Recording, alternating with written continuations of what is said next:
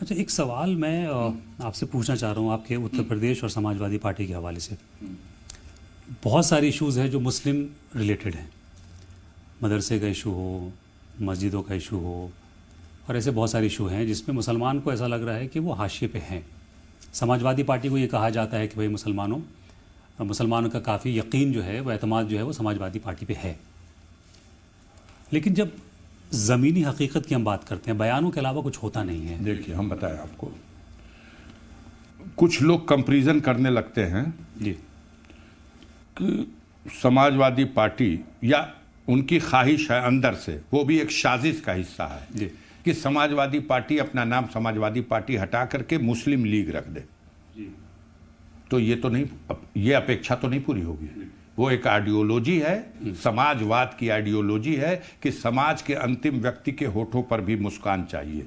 वो कमज़ोर होगा, वो गरीब होगा, वो लाचार होगा, वो बेकस होगा, वो बेसहारा होगा। और जाहिर से है, ये कमज़ोर, लाचार, बेकस, बेसहारा और ऐसे लोग जिनका हक न मिल रहा हो, उसमें बड़ी तादाद मुसलमानों की भी है। बिल्कुल। क्यों नहीं उसमें से अपने को अलग मान, सब उसमें शामिल है।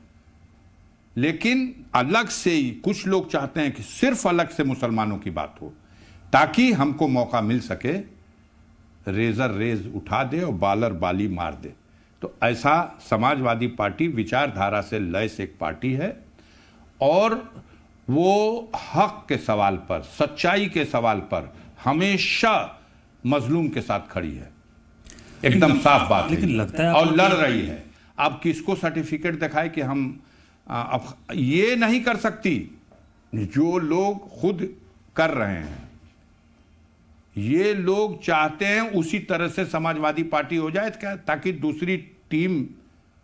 देखिए, मसले बहुत है, सिर्फ मुसलमानों के मसाइल नहीं, दलितों के मसाइल हैं, ओबीसी के मसाइल, बहुत सारे मसले हैं।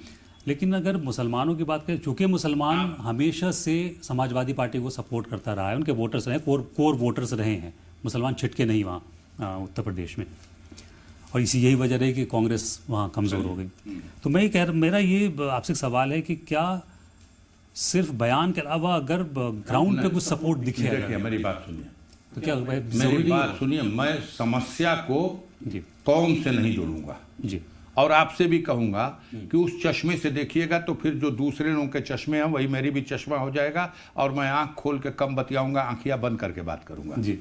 आंख बंद करके बात करना जी, आंख न मिला पाना, इसमें भी बहुत बड़ा राज होता है, अंदर से एहसास होता है। बिल्कुल। तो मैं आंख खोल के बात कर रहा हूं। समाजवादी पार्टी जो कर रही है उसमें आप सब शामिल हो। मुसलमान हमारे हक में भी कर रही है। आप चाहते हो सिर्फ ठप्पा लगा के मुसलमान की बात करें। समाजवादी पार्टी ऐसे क्षेत्र में जहां 90% हिंदू है, वहां एक मुसलमान को टिकट देती है। लेकिन वो कैसे डिक्लेयर होगा? हमारी पीठ पर जब मुस्लिम लीगी हम हैं, ठप्पा लगेगा, तब ना मालूम होगा कि मुस्लिम लीग की। सुनिए, पहले मुस्लिम लीग को प्रमोट किया जी, तवज्जो दिया, बढ़ावा दिया, ये कैसे मानिएगा आप? हमारी पीठ पे मुस्लिम लीग का ठप्पर नहीं है, इसलिए नहीं मानेंगे। हम आपसे पूछते हैं, जब समाजवादी पार्टी बेरोजगारों की बात करती है तो मुसलमान बेरोजगार नहीं है। हम आपसे पूछते हैं, महंगाई का सवाल जब समाजवादी पार्टी उठा के लड़ती है तो क्या महंगाई का शिकार मुसलमान नहीं है? हम ये भी सवाल करना चाहते हैं कि जब समाजवादी पार्टी भ्रष्टाचार के खिलाफ खड़ी है तो क्या भ्रष्टाचार का सबसे ज्यादा शिकार मुसलमान नहीं है?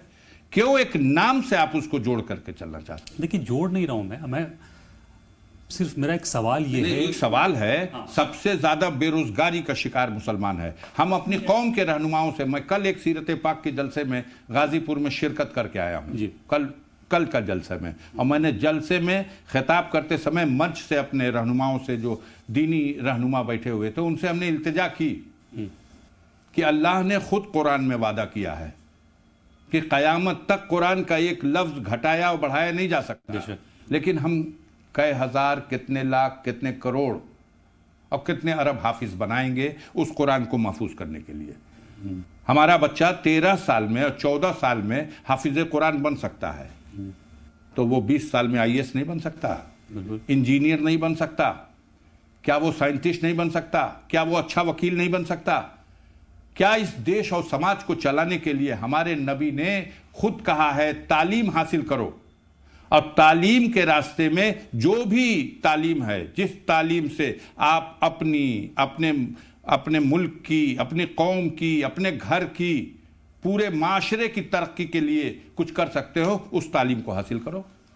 हुजूर ने खुद कहा था तालीम हासिल करने के लिए चीन भी जाना हो तो चले जाओ। और हमारे यहाँ खाली झूमते रहे बस। हम कितने लाख करोड़ लोगों को सबको जरूरी है दीनी तालीम, दीन नंबर 1 जी, लेकिन दुनिया से अलग हटके बिल्कुल नहीं। दुनिया में कैसे हमारी गलतियां हैं, कब हम उसे सुधारेंगे? हमारी गलती है जब इमाम गजाली रहमतुल्लाह अलैह के दौर में जब छापा खाना जर्मनी में बना और तय हुआ कि अपनी मालूमात को वो छाप करके दुनिया में फैलाएगा, तब एक फतवा आया था जनाब कि ये मालूमातों को अगर छाप करके कहीं इसको भेजा जाएगा तो ये बिदअत हो जाएगा। और भाग गए लोग, 300 साल तक इस पर रिव्यू नहीं हुआ।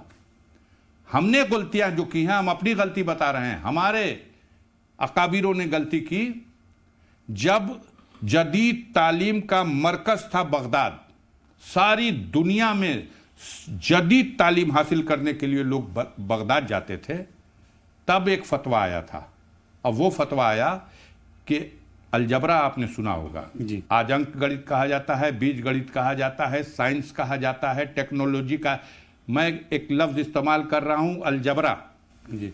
दुनिया में सबसे ज्यादा महारत हासिल थी इस्लाम के मानने वालों को, और तमाम तरह के मालूमातों का नया नया इजाफा हो रहा था। उस दौर में फतवा आया कि ना हिंदिसों को जोड़ घटा करके और गिनतियों को मिला करके नतीजा निकालना बिदअत है। हम साइंस से भाग गए, हम मैथ से भाग गए। हम जब साइंस से भागेंगे, हम जब मैथ से भागेंगे, तो आज दुनिया उसी साइंस और मैथ के रास्ते से, वो भी तालीम का एक हिस्सा था। हमारे रसूल की जो फरमान थे, उस फरमान को कबूल करके उस तरफ हमारे नौजवान बढ़ रहे थे, और हम रुके। हमने तो गलतियां की हैं जब लाउड स्पीकर आया है। अलजबरा ने भी तो मुसलमान साइंटिस्ट नहीं दिया। हमने गलतियां की हैं जब लाउड स्पीकर आया है, तो हमने लाउड स्पीकर को कह दिया ये आवाज बढ़ाने वाला मशीन, ये तो शैतान के गले की आवाज है जो बढ़ घट रही है। हमने कैमरा जब आया, ये कैमरा जिन कैमरों में फोटो खींची जाने लगी, हमने इसको भी नाजायज करार दे दिया था, गैर शरई है। और फिर ये रिव्यू हुआ जी, सब रिव्यू हुआ, लेकिन देर करके। उसी का नतीजा है कि दुनिया में जिस तरह की तरक्की उस वक्त चल रही थी, उस रफ्तार को रोक दिया गया। एक शेर है अल्लामा इकबाल का, तारीख ने देखी हैं ऐसी भी कई घड़ियां, लम्हों ने खता की थी और सदियों ने सजा पाई। बेशक आज हमारे नौजवान उधर उनका रुख मुड़ा है। को बाहर कौन लाए? नहीं, अब मुड़ा है, जिम्मेदारी अब मुड़ा है, खुद नौजवान मुड़ा है। बहुत वक्त लगेगा, कम तादाद में है लेकिन मुड़ा है। आज आप देख लीजिए, आज आप देख लीजिए, हमारे तालीम याफ्ता नौजवान भी आज दुनिया की जो चुनौतियां हैं उसका मुकाबला करते हुए अब मुकाम हासिल करने लगे। ये तादाद और बढ़े, तेजी से बढ़े, इसकी जरूरत है। और इसमें जो दीनी अकाबिरीन हैं, जो दीनी रहनुमा हैं, उनके तरफ से जब इस पे जोर दिया जाएगा तो मैं समझता हूं मसले का हल हो जाएगा। आज साइंस, टेक्नोलॉजी और दुनिया की आधुनिक जदीद तरीकों के जरिए जो मालूमातें हासिल हो रही हैं, उसमें सब में आपका बेटा भी, आपके लोग भी महारत हासिल कर सकते हैं। आप उलेमाओं की बात कर रहे हैं, काबिरीन की बात कर रहे हैं। मौजूदा हालात में सिचुएशन ये हो गई कि लोगों को लगता है कि भाई साइलेंट रहो तो सेफ हो। ये बहुत सारे लोगों में देखता हूं मैं कि वो कहते हैं किसी से बोलना नहीं है वरना फंसना कौन चाहता है। बात बढ़ती चली जाएगी। आप उस तारीख को पढ़िए जी, जब खलीफा हारून रशीद के दौर में 4 लश्कर तैयार हुए जी। एक कतीबा बिन मुस्लिम की क़यादत में चीन की तरफ गया, एक उबैद बिन अब्दुल्ला की क़यादत में कुस्तुनतुनिया की तरफ गया, और एक मोहम्मद बिन कासिम के क़यादत में सिंध और हिंद की तरफ भेजा गया, और एक मोहम्मद बिन कासिम की क़यादत में, एक तारिक बिन ज़ियाद की क़यादत में इंदलिस भेजा गया जो स्पेन है। जी। फतूहात के उस दौर में जब सारी दुनिया की तरफ इस्लाम का लश्कर और इस्लाम का पैगाम पहुंच रहा था, उसी खलीफा ने फरमान जारी करके अपने लश्कर के उन सिपह सालानों को वापस बुलाया। हमारी तारीख देखिए ना, पढ़ करके रोए खड़े हो जाते हैं। मोहम्मद बिन कासिम को सजाए मौत दी गई, बुला करके वापस बुला करके सजाए मौत दी गई। कतीबा बिन मुस्लिम को सजा दी गई, उबैद बिन अब्दुल्ला को सजा दी गई। एक वापस नहीं आया, नाफरमानी कर दिया। वो तारिक बिन ज़ियाद था। उसने कहा हमने अपने सफ़ीने जला दिए। दश्त तो क्या था, बहरे जुल्म हमने अपने सफ़ीने जला दिए, अब हम फतह करके ही वापस आएंगे।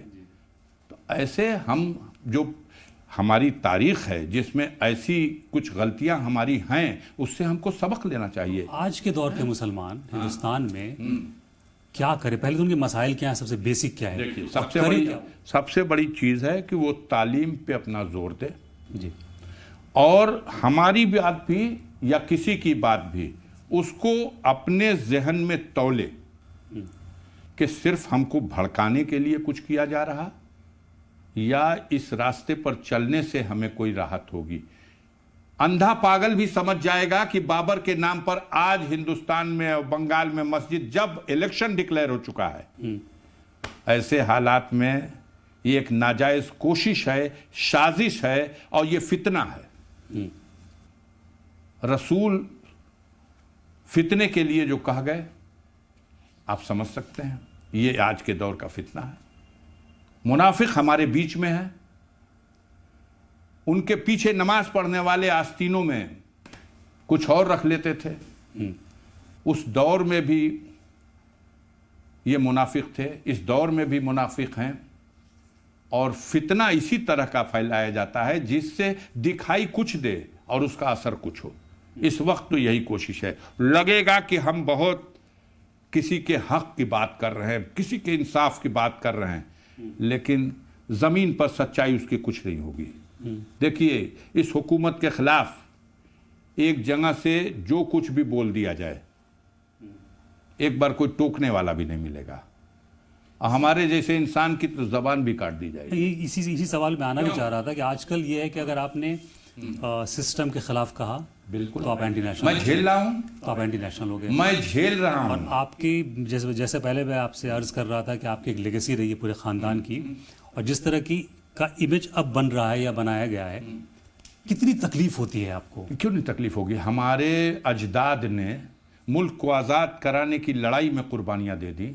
हमारे अजदाद ने, ब्रिगेडियर उस्मान साहब का नाम लूँगा, जिन्होंने कश्मीर को पाकिस्तान के जबड़े से छीना है, झांगर घाटी को, नौशेरा घाटी को, ये जम्मू का पूरा इलाका, वैष्णो देवी का, ये सब कबायली और पाकिस्तानी फौजें घुस चुकी थी।